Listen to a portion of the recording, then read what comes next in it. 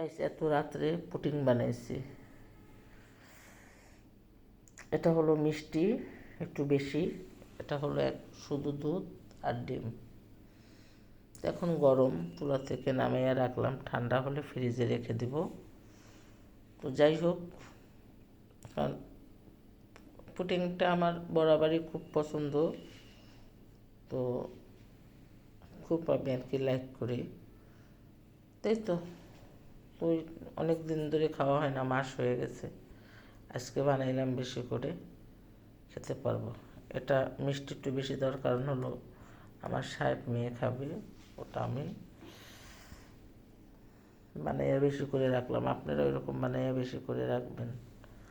আসলে মানে অলস লাগে বানাইতে যে কোনো জিনিসে, কারণ অলসের কারণে বানাইতে ইচ্ছা করে না।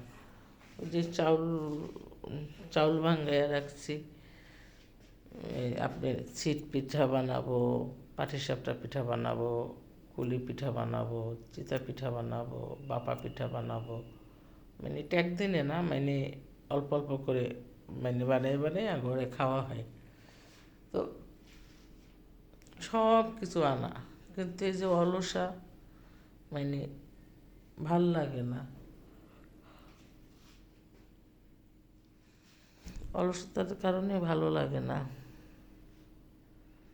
আমার সাহেব আবার পছন্দ করে ছিট পিঠা, হাঁসের মাংস দিয়ে, গরুর গোশ দিয়ে খুব পছন্দ করে।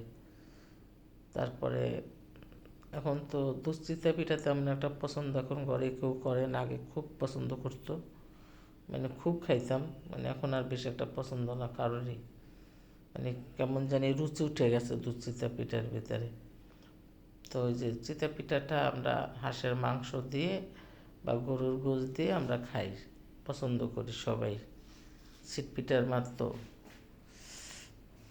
আবার পাটিসাপটা পিঠাটা আমার মেয়ে খুব পছন্দ করে, সাহেব পছন্দ করে, সব প্রেফারেন্স মিলে সব কিছু পছন্দ করে সবাই। কম কম করে বানাই, কম কম করে খাই, এই আর কি। তো যাই হোক গাইস, গুড নাইট।